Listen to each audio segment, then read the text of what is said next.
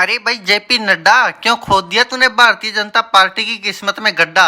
अरे जब से तू अध्यक्ष बनाया है तब से मुसीबतें ही मुसीबतें लेकर आ रहा है। होना तो तुझे खुश चाहिए था कि दुनिया की सबसे बड़ी राजनीतिक पार्टी का अध्यक्ष बनाया, वो भी राष्ट्रीय है, लेकिन तू है कि पीछे ही हटता जा रहा है। अरे मोटा भाई की तरफ देख, जब ये राष्ट्रीय अध्यक्ष बने थे तो पार्टी कहाँ थी, और अब तेरी अध्यक्षता में देख क्या दिन आ गया है। हमें ये सोचना पड़ रहा है कि अब विधानसभा के चुनाव भी मेरे भरोसे ही जीतने पड़ेंगे।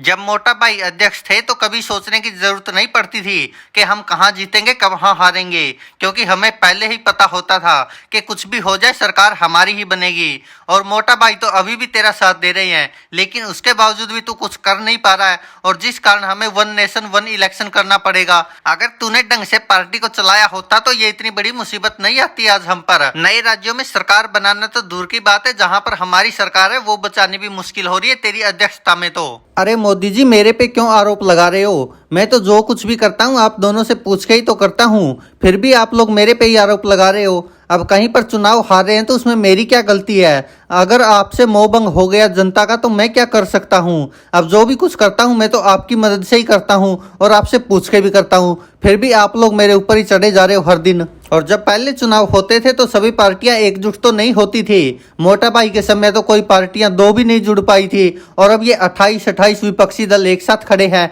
अब ये बता दीजिए इसमें मेरी क्या गलती है? मैंने तो नहीं कहा राहुल गांधी से कि तुम भारत जोड़ो यात्रा निकालो, मैंने तो नहीं कहा इन लोगों से कि तुम इकट्ठे हो जाओ सबके सब। ये जितने भी उल्टे सीधे काम किए सारे आपने मेरी अध्यक्षता में तो किए हैं। कहीं पर कुछ बेच दिया, कहीं पर कुछ बेच दिया, लोगों को नौकरियां मिल नहीं पा रही है, बेरोजगार घूम रहे हैं। अब वो लोग आवाज तो उठाएंगे। अब आपको लग रहा है कि इंडिया जीत जाएगा और एनडीए हार जाएगा, तो इसमें मेरी क्या गलती है? जेपी नड्डा तो अपनी तरफ से पूरी कोशिश कर रहा है, लेकिन उसके बावजूद भी अगर जनता का मोहभंग होता जा रहा तो मैं बता दीजिए क्या करूं। और इसके अलावा अरे मोदी जी, मुझे तो पहले से ही पता था कि मेरी जगह पर जेपी नड्डा जी नहीं टिक पाएंगे, इनके बस की बात नहीं है मुकाबला करना सबसे, और आपने जबरदस्ती इनको राष्ट्रीय अध्यक्ष बना दिया।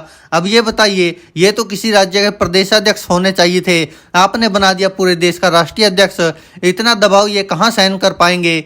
अब ये सोचकर देखिए, अगर मैं राष्ट्रीय अध्यक्ष होता तो इतने दलों की हिम्मत थोड़ी होती कि ये एकजुट हो जाते। अब ये 28 दल एक तरफ खड़े हैं, ये 28 दल नहीं खड़े हैं, बल्कि 28 बड़े बड़े हमारे ऊपर मुसीबतों के पहाड़ पड़े हैं। अब ये सोचकर देखिए, अगर मैं राष्ट्रीय अध्यक्ष होता तो इनकी क्या हिम्मत ही ये एकजुट हो जाते। अरे पहले क्या पार्टियां नहीं तोड़ी हमने?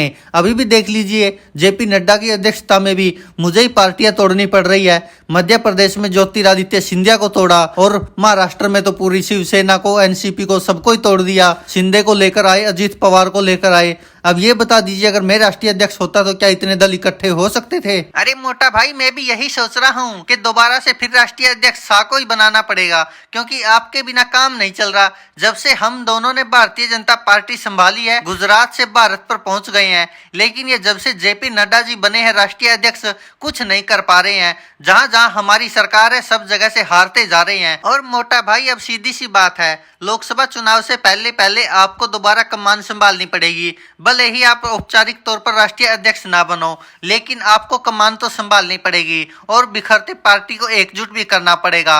अब समय आ गया मोटा भाई, आप वाला जो बम होता है वो इन विपक्षी दलों के बीच में फोड़ना ही पड़ेगा, और जो ये झुंड इकट्ठा हुआ है ना, इसको तोड़ना ही तोड़ना पड़ेगा।